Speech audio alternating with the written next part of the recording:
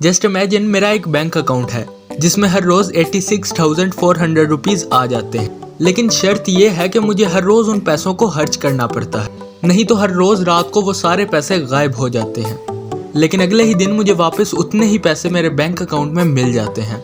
वैसे अगर इतना ही पैसा हर रोज आपके पास आता तो आप क्या करते?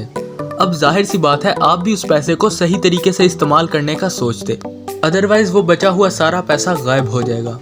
वैसे ये वाला अकाउंट आपके पास है, लेकिन वो पैसों का नहीं बल्कि टाइम का है, क्योंकि हर रोज आपको 86,400 सेकंड्स मिलते हैं, लेकिन अफसोस हम उसे सही तरीके से इस्तेमाल नहीं कर पाते और वो ज़ाया हो जाते हैं।